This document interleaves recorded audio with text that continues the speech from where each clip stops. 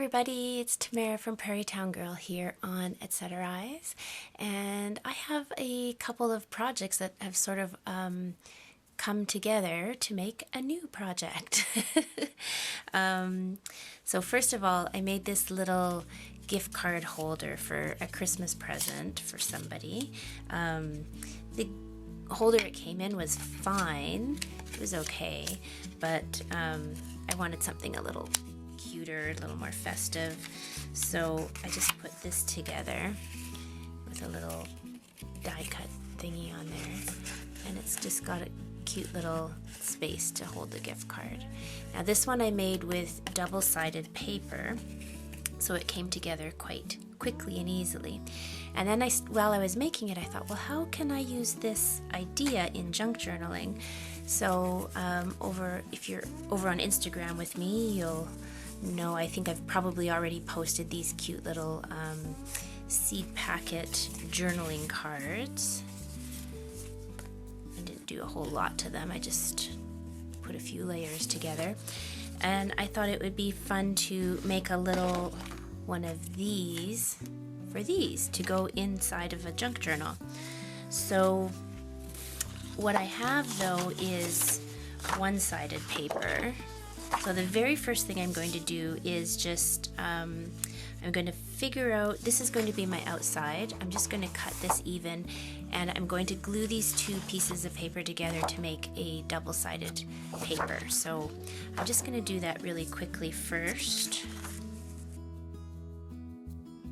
And I'm not worrying too much about measurements right now. I just want to get a piece of paper that I can work with, so I'm just going to use that as my template, and then I'm just going to glue this onto this pretty paper here.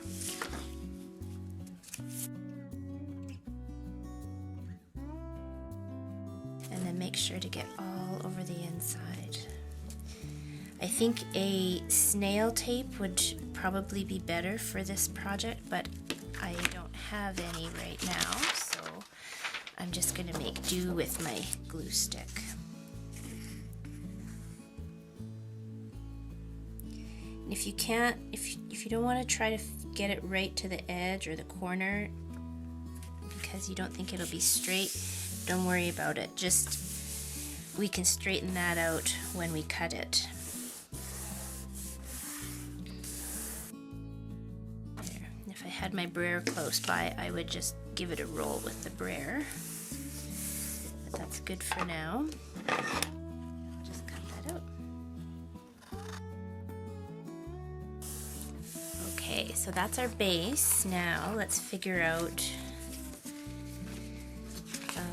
the width, the actual width that we need. Now we could probably leave it there. It's not too bad. Actually, I think I am just going to leave it. It's quite wide, but I'm going to leave it there. I'm just going to make sure it's straight, though. This side might not be straight. Alright. Now, I want something for these little tuck spots at the bottom here. So I'm going to go back and use this paper from the front, and just going to make a couple of little, so you just want to make sure you have at least two edges straight, and then you're going to cut a diagonal however big you want your little corner to be. Now you could go straight across, but I think I want mine a little bit bigger. I'm gonna go something like that. And then to get one for the other side, I find the easiest thing to do is just flip this over and use that as your template rather than trying to measure it out and all that kind of thing. I can see it's not going to quite fit on that corner there. Making my life a little bit more difficult because now I have to cut two sides instead of just one. Let's see if I can. Yeah, if your paper is thick enough, you can just use your triangle as your straight edge. If you're using thinner paper, then I would say get your ruler out. Alrighty, so now we have two that are theoretically the exact same size. And they'll go in the corners, and let's see if this will, yeah, that'll fit perfectly. Now you can run a tiny bead of glue, but I think what I'm going to do like I did on this one. I sewed just here and here to keep those down. If you're doing that for a gift card, keep in mind that you're going to lose that tiny, like 1/8 of an inch or so, but you do that with glue as well. You'd lose that little edge, and I feel like you lose less when you sew. So I'm just going to run over to my sewing machine and stitch those corners down, and I'll be right back. Alright, all done. Now if you want the look, you could stitch all the way around the whole thing. I just did the bottom like I showed you. Now on these top corners up here, I'm just going to round my corners. You do not need a whole board like this. I just don't have a corner rounder that works right now, so that's what I use. There we go. So now we just need to fold it, and you could just fold it like that and be done with it all. But let's see here. I'm going to do a little bit of a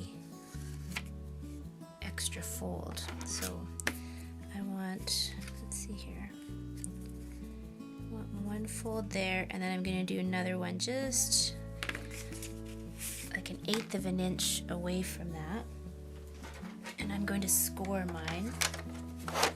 This is my scoreboard. I just make do with what I've got. Let's see here. I could put this on my little scoreboard. This is small enough, but that's okay. I've got this out. I'll use this. This was one of the very first paper crafting tools that I ever bought. This is the, what is it called? It's the Ultimate Crafter's Companion, I think it was called. And now Crafter's Companion has become a huge company. It sells all kinds of things. So I'm just going a little bit further. Oh, I went the wrong way. I need to go towards the rounded corners. See what happens when I try to talk and craft at the same time. So I'm just gonna pull it over a tiny bit and score it again. There we go.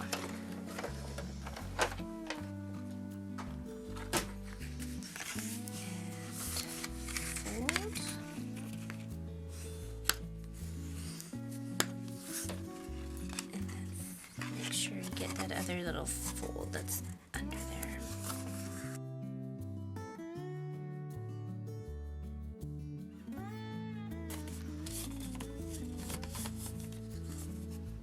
There we go. So you have a tiny little bit of room there so that you can put more than one thing inside. And we can put our little journaling cards in there. And now, if this was just a tiny bit longer, it would tuck right down into there. There we go. Now, if you do make your front longer, let's see, mine's up quite high, and that's what I'm fine with that, because that's just how much paper I have. You could, and maybe we'll do this. You can just cut in a tiny little bit on the sides on the front flap. Just come in a tiny little bit.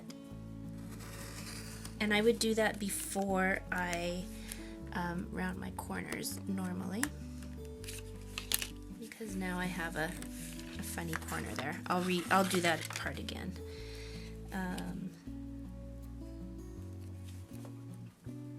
This will just make it that tiny bit easier to get it under the flaps, especially if your flap comes all the way down to the front. So let's just make sure that's rounded. Oh, that's better.